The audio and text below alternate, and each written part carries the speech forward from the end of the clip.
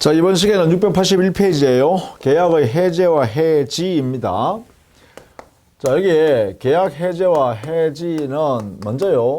이 두 개의 차이점만 먼저 알아두시기 바랍니다. 상세하는 것은 해제를 상세하게 좀 공부하고요. 이 차이점 해지는 차이점만 알고 나머지는 해제와 똑같습니다. 먼저 해제, 해지에서 대상은요. 여기는 일시적 계약 이것을 대상으로 해제를 합니다. 근데 해지는 계속적 계약에 대해서 하는 것이죠. 계속적 계약에 대해서 해지를 한다. 이렇게 되고요. 그 다음 해지를 하게 되면 효과는 소급에서 실효가 되죠. 소급표가 있습니다. 실효. 근데 해지를 하게 되면 장래적으로 실효가 되죠. 장래효가 된다. 이런 이야기죠. 실효 모습이. 그 다음에 소급적으로 실효가 되기 때문에 주고받은 것은 원상회복하도록 하고 있어요. 원상회복 관계. 이에 반해서 해지를 하게 되면 이런 종전에 있던 관계를 정리한다는 의미에서 청산관계가 생겨요. 청산 의무를 하죠. 이렇게. 원상회복 의무가 생기고요. 이렇게 서로 간에 이런 관계가 됩니다. 그 다음에 이런 내용의 기본적인 가장 큰 차이점이 이렇게 세 가지의 차이점이 있습니다. 이게요. 여기에 계약은 원칙적으로요. 확정적으로 유효한 계약을 대상으로 합니다. 유효 계약. 유효한 계약에 대하여 해제나 해지를 하게 된다는 것이죠. 자, 이런 내용을 일단 알아두시고 우리 681페이지에 가면 해제와 구별할 개념이 있죠. 해제와 구별할 개념들이 나옵니다. 자, 먼저 첫 번째, 거기에 해제 계약인 합의 해제. 기본적으로 합의 해제라는 것은 해제 효과가 합의에서 발생한다. 이런 의미로서요. 해제를 하도록 서로 간에 청약과 승낙을 하는 계약입니다. 그래서 해제 계약이에요, 이게. 자, 여기서 말하는 해제는요, 단독형입니다. 의사표시 한 개를 가지고 해제한다 라고 하면 그 법률관계가 소급해서 무효가 되는 것을 우리는 여기서 배우려고 하는 해제입니다. 근데 해제 계약이나 합의 해제는 계약입니다. 계약. 당사자의 청약의 의사표시하고 승낙의 의사표시가 이렇게 합치되어서 해제 효과가 발생하는 것에 불과하다. 이렇게 정리해야 되고, 그 해제의 효과 외에 나머지 내용은 이 합의, 계약에 의해서 다 정해지는 거죠. 원상회복은 어떻게 하고 돌려주고 돌려받는 관계, 그리고 손해배상 책임을 물을 수 있는지 없는지 이런 문제, 또 손해배상 할 거냐 말 거냐 이런 문제, 또 손해배상 어떻게 한다면 어떻게 할 것인가라는 문제는 전부 다 이 계약으로 정한다. 이렇게 되겠죠. 자, 그 다음에 682페이지 해제 조건이 있습니다. 이 해제 조건은 말 그대로 조건이죠. 장래의 불확실한 사실, 즉 성취 여부가 장래의 불확실한 사실에 의하여 그 성취가 이루어지면 당에 존재하고 있는 효력이 소멸한다라는 것이 해제 조건이죠. 그러니까 이것은 의사표시를 요하지 않습니다. 의사를 표시할 필요 없어요. 이건 단독행위니까 반드시 뭐가 있어야 되나? 해제한다는 의사표시를 하여야 합니다. 한 개, 그죠? 근데 여기는 의사표시가 여기는 존재하지 않는다. 장래에 가서 그 객관적 사실이 성취 여부가 객관적으로 이렇게 성취 여부가 정해질 뿐이죠. 이런 면에서 해제 조건이 다르고, 이 해제 조건에 의해서 채무 불이행을 해제 조건 하면 채무 불이행을 이것을 해제 조건으로 하는 그러한 약정을 뭐라 하냐면 실권약관이다. 이렇게 이름을 불러요. 이때 실권약관은 해제 조건부 약정입니다.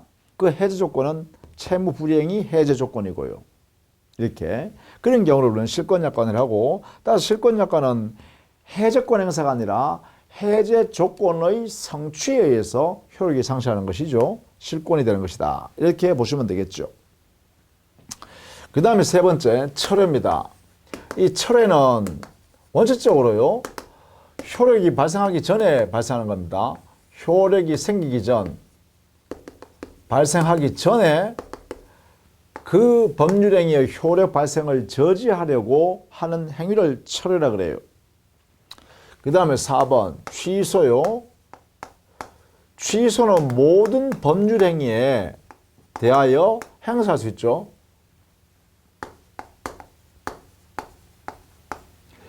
법률행위 내에 제한 능력이라는 사유가 있거나 착오에 의한 의사표시가 있거나 또는 사기강박인 하자 있는 의사표시 이런 요소 사유가 그 행위 내에 존재할 때 우리 민법상에 해제할 수 있다 이렇게 돼 있죠. 취소할 수 있다 이렇게 돼 있죠. 따라서 이 사유는요. 제한 능력, 착오, 사기강박이라는 이 사유 외에는 취소 사유를 마음대로 만들어낼 수 없습니다. 그리고 모든 법률 행위에 다 취소는 적용될 수 있습니다.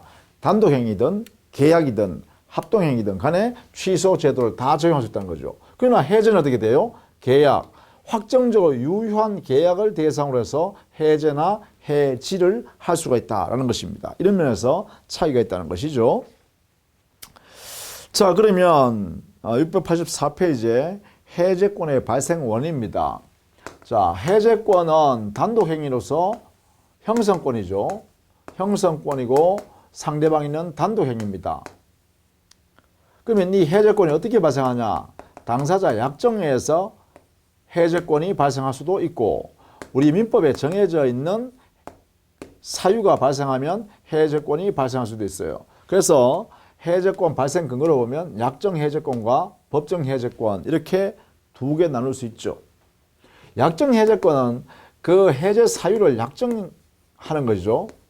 해제 사유를 약정하에 두고 이 해제 사유, 약정된 해제 사유가 발생하면 그 해제권을 행사할 수 있다라고 하는 것입니다. 따라서 여기는 채무불이행 요건을 하지 않습니다. 그럼 여기에 법정 해제권은 어떻겠냐? 이거는 개별 규정으로 정해둔 것도 있고 또 채무자의 채무 불이행이 있을 때 해제권이 발생한다. 이렇게 될 수도 있어요. 요건으로 해서 생기기도 합니다. 자, 개별 규정의 대표적인 게 뭐냐면 매도인의 담보 책임. 내보면 그 권리의 하자나 물건의 하자가 너무 크기 때문에 매매 목적을 달성할 수 없을 정도로 크다라고 하면 매수인은 매도인에 대해서 해제할 수 있다 이렇게 돼 있죠. 개별 규정에 이렇게 해제할 수 있도록 규정을 뒀다는 것이죠. 이렇게요. 그런 경우를 말합니다. 자, 채무 불이행에서 해제할 수 있다. 이것은 일반적 의미의 법정 해제권이다. 그래서 우리가 보려는 것은 이 부분입니다. 이 부분. 채무자의 채무 불이행을 요건으로 하여 법정 해제권을 행사하는 것. 요걸 이제 일반적으로 설명하려고 하는 것이죠. 자, 이때 따라서 약정 해제의 경우에는 여기는 손해배상 청구권을 행사할 수가 없습니다. 왜냐하면 이 약정 사유가 채무 불이행을 요건으로 하는 것이 아니기 때문에 그렇습니다. 채무 불이행이 있을 때는 법정 해제의 문제가 발생하기 때문에 손해배상 청구권은 여기서 나오는 거죠.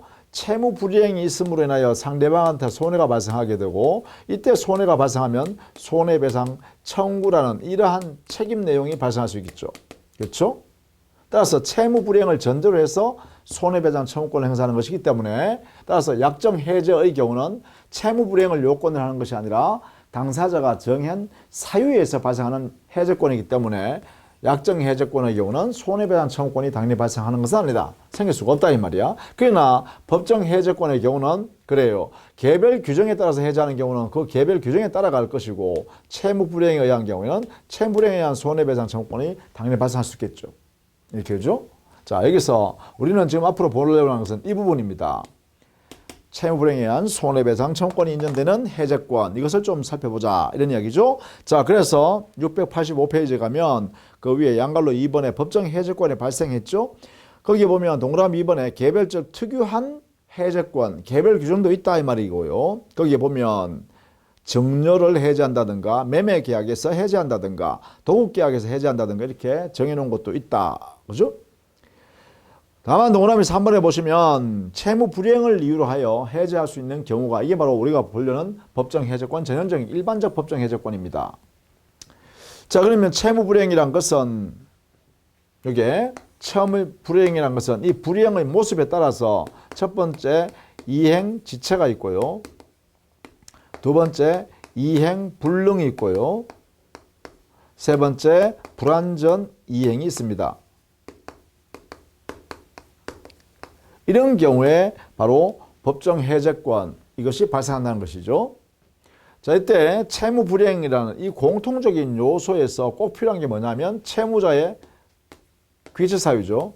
채무자의 고의 또는 과실로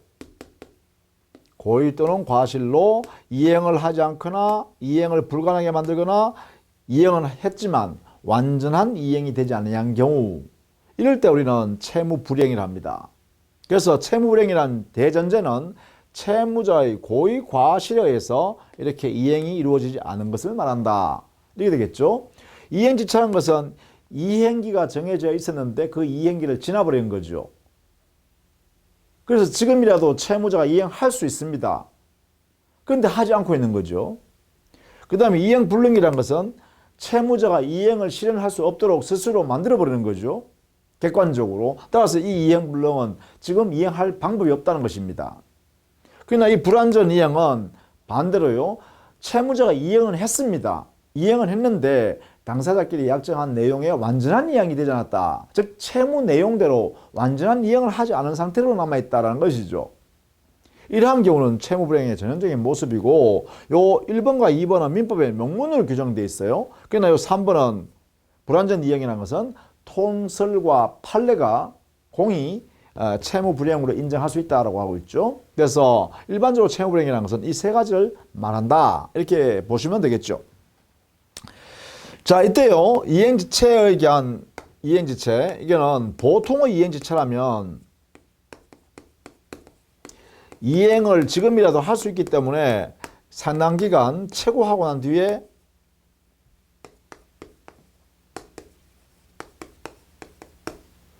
그래도 이행하지 않으면 해제할 수 있다. 이렇습니다. 그래도 이행하지 않으면 그때 해제할 수 있다. 이렇게 되죠. 이 절차를 거쳐야 된다는 거죠. 원칙적으로. 보통의 이행지체. 다만 보통의 이행지체일지라도 이 절차를 거치지 않고 곧바로 해제할 수 있는 경우도 있습니다. 어떤 경우냐면 이 이행지체가 만약에 정기행위의 이행지체라면 이때는 곧바로 해제할 수 있습니다. 또 두 번째, 채무자가 채무 이행을 명백히 거절한 경우요. 채무자가 이행 거절의 의사를 명백히 한 경우요. 의사를 표시한 경우 역시 곧바로 해제할 수 있죠. 이렇게 그죠? 자, 이런 경우에는 당연히 세 번째 하나 더 한다면 당사자 합의에서 이 최고 절차를 생략하기로 한 경우요. 생략의 합의가 있는 경우 이것도 가능합니다. 곧바로 해제할 수 있다. 이래 되겠죠. 자, 이런 내용이 바로 여기에 보통 이행지체와 차이점입니다.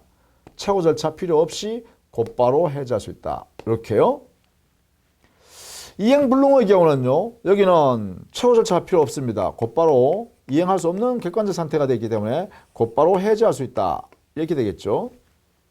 그 다음에 불완전 이행의 경우는 이 불완전한 부분이 지금이라도 이행할 수 있다. 그러면 추환이 가능이라 그래요. 추후지만 완전한 이행이 가능한 경우라면 이때는 보통의 이행지체입니다.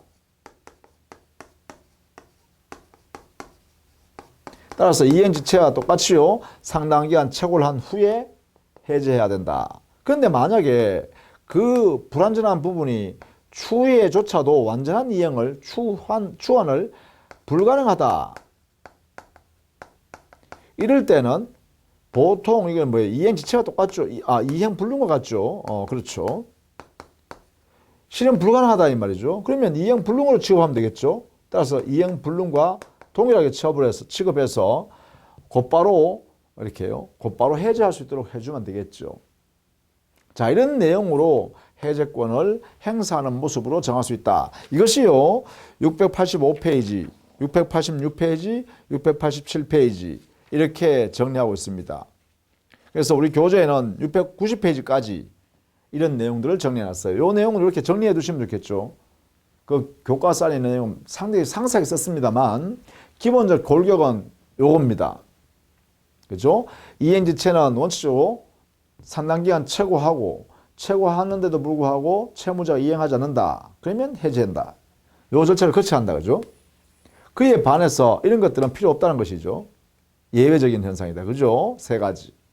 그 다음에 보통 이행 불능의 경우도 여기도 이행할 수 없는 객관적 상태가 됐기 때문에 산당기간을 주어서 최고할 필요조차 없죠. 그래서 바로 해제할 수 있다.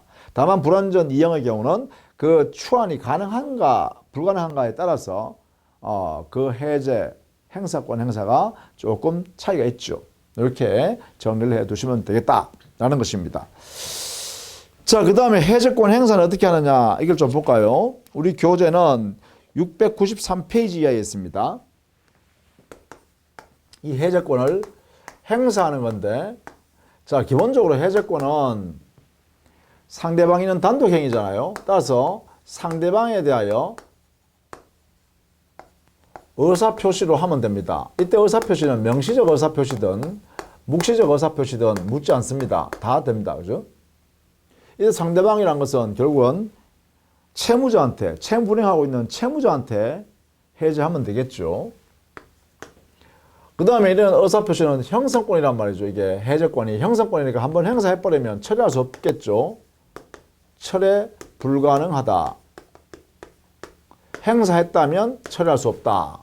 이렇게 해야 될 것이고, 그 다음 세 번째, 만약에 계약 당사자가 여러 사람이라면 전원에 대하여 전원으로부터 해제 의사표시가 다 나와야 되고, 만약에 거래 상대방이 여러 사람이라면 전원에 대하여 해제 의사표시해야 됩니다. 이렇게 행사해야 된다. 이걸 뭐라 그러냐 하면 행사의 불가분성이라고 합니다. 이렇게 이 성격이 있다. 불가분성. 전원으로부터 해제한다는 의사표시가 나와야 되고 전원에 대해야 되는데, 다만 전원으로부터 해제권의 행사가 나와야 된다는 이 불가분성은 동시에 해야 된다는 뜻은 아니다. 이것도 알아두셔야죠.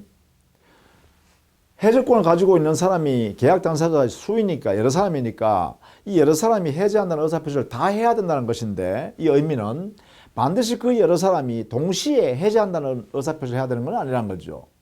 전원이 하면 되는 것이고 동시에 할 필요는 없다. 뭐 그런 이야기죠. 자, 행사의 불가분성이 있다. 뭐 이렇게 정리해 두시면 되겠습니다. 다만 이 행사의 불가분성이라는 전원으로부터 전원에 대하여라는 것은 임의 규정이니까 당사자가 달리 정해도 무방하다. 이렇게 달리 정해도 무방합니다. 뭐 행사의 불가분성이 있으면 해제권을 가지고 있는 사람이 특정된 누구한테 한 사람 상대방 누구인가에 대해서 해제할 수 없다라고 하거나 해제권을 포기해버리면 더 이상 전원에 함께 해제 의사표시 할 수 없잖아요. 그러니까 행사의 불가분성은 곧 소멸의 불가분성도 가능하겠죠. 행사의 불가분성은 곧 소멸의 불가분성도 갖는다. 이렇게 해석해야겠죠. 이렇게. 이런 내용의 선지를 같이 가지고 있다라는 것입니다. 자, 이렇게 해서 해제 의사표시 이렇게 하게 되면 소급에서 무효 효과가 발생하고요. 동시에 이런 행사도 가능하죠. 최고하면서 자, 채무자가 산당기간 이행기를 지나서 이행지체를 하고 있는데 상대방 채권자가 말이지 채무불이행한 사람한테 이 산당기간 내가 15일간 시간 줄 테니까 이행하세요. 이렇게 최고하면서 만약에 15일 동안 내가 시간을 주는데 그 내에 이행을 못한다면 안 한다면 이 계약은 해제한 걸로 하겠습니다. 라고 해제 의사표시를 최고할 때 이렇게 조건부로 붙일 수 할 수 있겠죠. 이걸 가능하다. 그죠? 이게 즉 뭐냐면 산당기간 최고를 하면서 그 기간 내에 이행이 없다면, 그죠? 최고 중에 이행하지 않는다면 그것을 정지 조건으로 하여 해제의 의사를 해제의 효과가 발생하도록 이렇게 이런 해제의 의사표시는 행사는 가능하다. 이게 판례 태도이기도 합니다. 정지조건부로 해제 의사표시하는 거예요. 요거는 가능하다. 자, 이렇게 해제권 행사하는 방법, 모습 이런 걸 한번 봐두시면 되겠죠. 자, 그래서 694페이지로 한번 가보시면 이런 내용들을 정리해 놨습니다. 거기 보시면 일단 해제 의사표시는 원칙적으로 단독행위니까 상대방에 대한 의사표시를 하면 되고 그 의사표시는 명시적, 무시적 불문합니다. 그리고 단독행위니까 조건 기한에 친하지 않지만 다만 예외적으로 최고하면서 해제 의사표시를 함께하는 정지조건부로 하는 이 최고는 유효하다. 이렇게 니은 동그라미 안에 있죠. 694페이지입니다. 그 다음에 동그라미 3번에 철회 제한. 이 말은 해제 의사표시는 형사권이기 때문에 행사해버리면 확정적으로 효과 발생해버립니다. 따라서 철회한다는 것은 안 된다. 그 다음에 해제의 불가분성은 행사의 불가분성과 소멸의 불가분성이 있다. 이것은 임의 규정이다. 이렇게 되겠죠. 자, 그러면 해제했다면 우리 교재 696페이지에 가면 해제의 효과. 자, 우리는 법정 해제권을 행사했을 때 채무 불이행을 원인으로 하여 해제권 행사했다라고 하면 어떤 효과가 우리 민법상 인정되느냐. 여기는 우리 민법에는 세 가지 효과가 발생합니다. 먼저요. 요거부터 먼저 알아두셔야 합니다. 첫 번째, 해제권을 행사하면 그 해제 효과는 어떻게 되냐. 해제 행사하면 효과는 그래요. 처음부터 소급에서 무효가 됩니다. 소급표가 있다 이 말이죠. 두 번째, 받은 것은 몽땅 상대방한테 돌려줘야 합니다. 원상회복 의무 관계가 생깁니다. 원상회복. 세 번째는 여기에 법정 해제권의 대전제가 요건이 채무불이행이죠. 채무불이행에 의하여 해제를 하는 거니까 당연히 뭐예요? 채무불이행에 따르는 손해가 발생하게 되잖아요. 그러니까 해제하고 나서라도 원상회복 다 받았다 하더라도 손해배상 책임이 그대로 존재하니까 손해배상을 청구할 수 있는 권리가 있는 됩니다. 이렇게 원상회복, 그 다음에 손해배상 각각 별도로 존속합니다. 따라서 이건 별개다, 그죠? 이 두 개의 관계는 별개의 관계입니다. 원상회복하는 것과 손해배상 책임지는 것은 별개다. 이런 이야기입니다. 자, 이 세 가지가 가장 기본적인 우리 민법상의 해제의 효과입니다. 해제 효과예요. 자, 먼저 소급표가 발생했다라고 하면 소급 무효됐잖아요. 그러면 제3자를 어떻게 보호할 것이냐라는 것인데 제3자 보호 문제를 우리 민법에 규정을 두고 있어요. 이게 첫 번째 문제입니다. 자, 여기는 우리 민법은요. 만약에 해제 전에 거래한 제3자가 있다면 이 제3자는 해제할 수 있다는 사실을 몰랐던 해제할 수 있는 사실이 있다는 것을 알았던 관계없이 선악 불문하고 모두 제3자를 보호합니다. 3자의 권리는 보호한다. 이렇게요. 그런데 만약에 해제하고 난 뒤에 만약에 계약을 체결해서 거래했다 라고 한다면 해제 후 그리고 매수인 앞에 있는 권리관계, 등기관계를 말소 등기하기 전에 거래한 제3자라고 한다면 즉 해제가 이루어지고 난 이후에 거래를 한 제3자가 있다면 이때 제3자는요 반드시 해제했다는 사실 이것을 모르고 거래한 선의의 제3자일 때만 그때만 권리를 보호한다. 이렇게 알아두셔야겠죠. 선의일 때만 보호한다. 해제한 후일 때는 이렇게 나누어서 정리를 해 두셔야 합니다. 제3자 보호 문제요. 그 다음 두 번째 원상회복입니다. 이 원상회복에 관한 문제는 원칙적으로 부당이득 반환의 성격이죠. 왜냐하면 무효임에도 불구하고 받은 게 있다면 그것은 부당한 이득이잖아요. 부당이득이니까 반환해야 되죠. 반환의 성격이다. 성질이다. 이 원상회복이라는 의미는.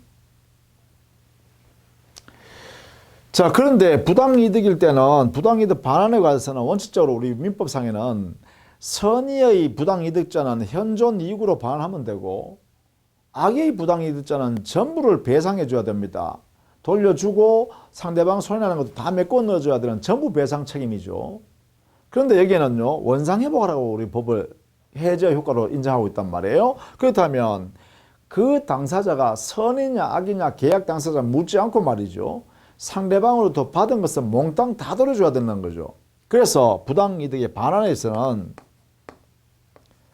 반환 범위에 관해서는 특칙으로서 원상회복이다, 이런 이야기예요.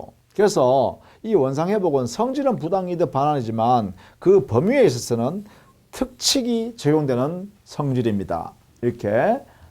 물론 이때 그 원상회복 반환의 대상이 금전을 반환할 때는, 금전 반환, 이게 목적일 때는 이 금전이요, 받은 날로부터 이자를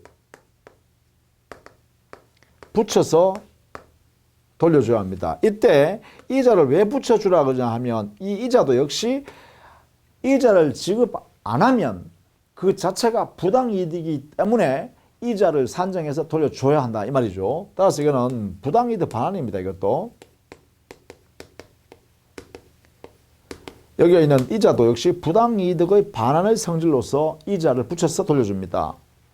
자, 이 원상회복의 기본적 틀은요, 원래 받은 물건을 그대로 반환하는 것을 원칙으로 합니다. 그래서 이걸 우리는 원물 반환의 원칙이다, 이렇게 해요. 그래서 원물 중에서 만약에 금전으로 반환해야 할 때다, 그 대상이 금전이다 라고 할 때는 어떻게 하라고요? 그때는 받은 날로부터 이자를 붙여서 돌려줘야 한다, 이런 이야기예요.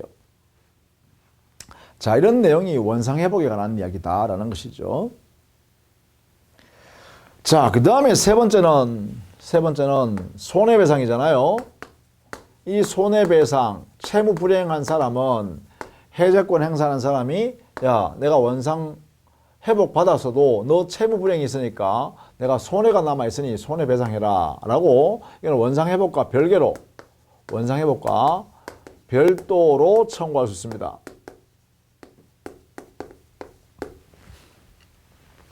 이때 손해배상이란 것은 상대방의 채무 불이행에 의한 손해배상이죠.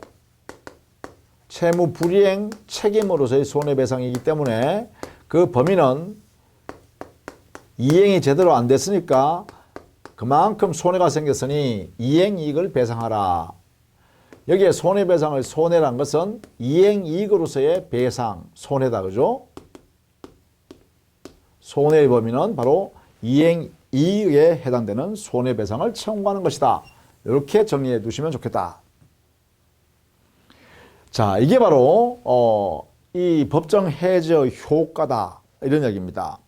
이 내용을 여러분 교재는 697페이지예요. 거기 보면 소급적 실효에 관해서는, 여기는 물권적 효과설에서 물권이 당연 복귀한다고 이렇게 해석하는데, 그때 이제 제3자 보호 문제가 생기고, 이때 제3자는 698페이지 가면 제3자 보호 문제를 정리해 놨습니다. 자, 그게 소급표로 인한 제일 밑에 동그라미 2번에 있죠. 소급표로 인한 제3자 보호 문제, 이게 핵심입니다. 소급표 문제에서는. 여기에 대해서는 699페이지에 니은 제3자 의미 정리해 놨습니다. 여기에 보시면 해제 대상인 계약을 기초로 하여 새로운 이해관계를, 법률관계를 맺은 종국적 권리를 취득한 제3자입니다. 종국적 권리를 취득한 제3자, 이렇게요. 그래서 여기에 디귿 동그라미 보시면 제3자에 해당되는지 여부에 대해서는 이 제3자, 보호되는 제3자는 반드시 종국적 권리를 취득할 수 있는 사람이어야 되기 때문에 제3자요. 그러니까 이해관계를요, 물건이나 물권, 여기에 이해관계 맺은 사람입니다. 관계를 맺은 자여야 제3자가 된다, 이런 이야기입니다. 그래서 여기에 디귿 동그라미에 보시면, 디귿 동그라미 699페이지에요. 표 있죠, 표. 699페이지에 보면 그게 제3자에 해당되는 사람 해가지고 1번 계약에 기한 급보의 목적이 물건이나 권리를 취득한 양수인이 했죠. 그러니까 해제 대상인 계약에 의하여 거래가 이루어진 물건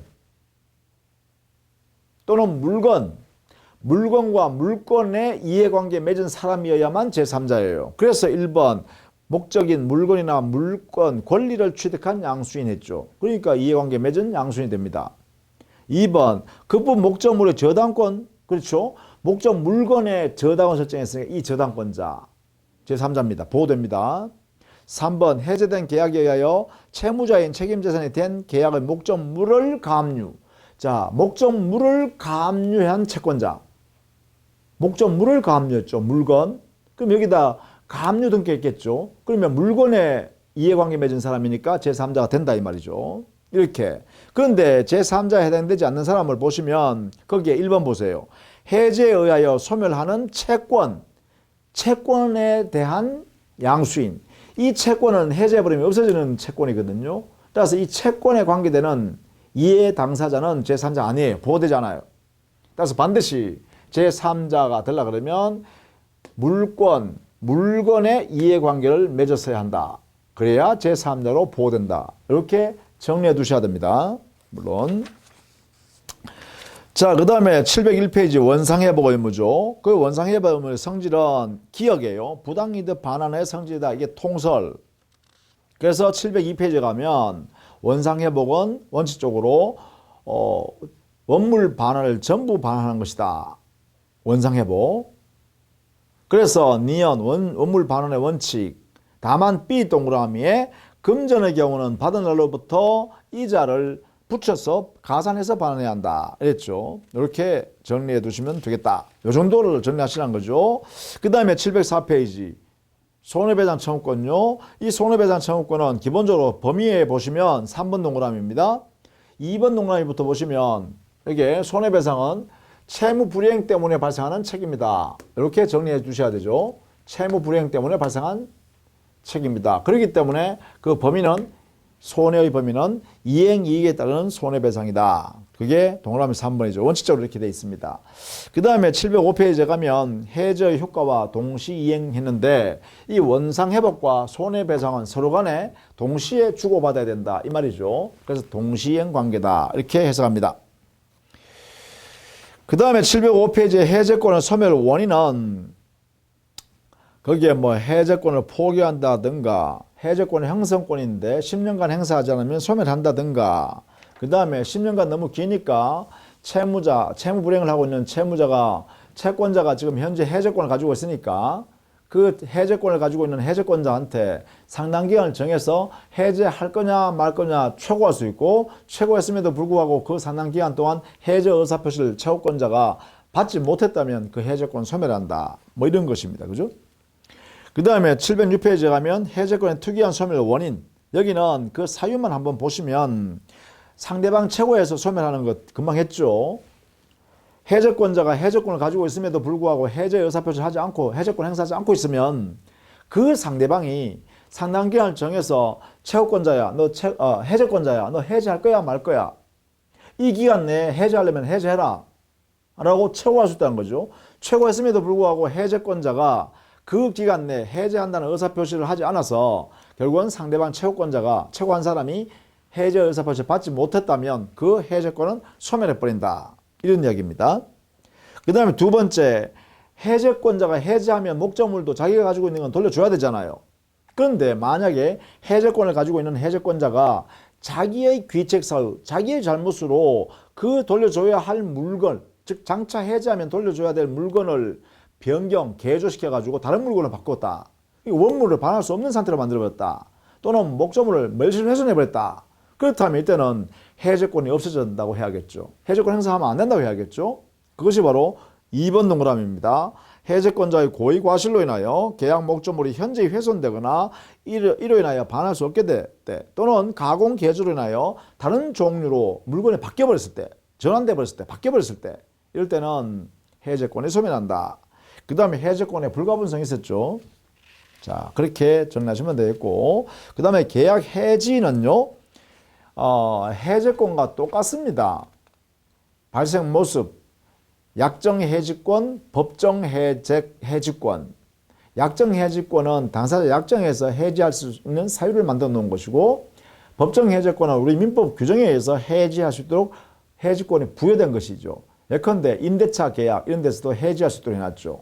위임 계약 언제든지 해지할 수 있도록 해놨죠. 뭐 이렇게요. 해지권을 줬어요. 개별적으로. 또 일반적으로는 일반 계속적 거래에서 해지 제도를 적용할 수 있습니다. 그래서 이걸 법정 해지, 채무 불이행에 따른 해지권, 이걸 법정 해지권이라고 하죠. 그러면 차이점은 우리가 했잖아요. 일시적 계약에 대해서는 해제, 계속적 계약에서는 해지. 해제는 원상회복, 소급해서 무효가 되니까 원상회복의 문제가, 해지는 장래적 효력이 발생하니까 청산관계 의무가 발생한다 이랬죠. 뭐 그런 면에서 차이고 나머지는 똑같습니다. 그렇게 정리해 두시면 되겠다라는 것입니다. 자, 다음 시간에는요. 계약 각칙으로서 매매, 그다음에 임대차, 그다음에 계약 각칙이란 네 가지잖아요. 매매, 임대차, 도급, 위임, 이 네 개가 우리 시험 범위인데 이 네 가지를 또 중요 포인트로 정리하도록 하겠습니다. 자, 수고했습니다.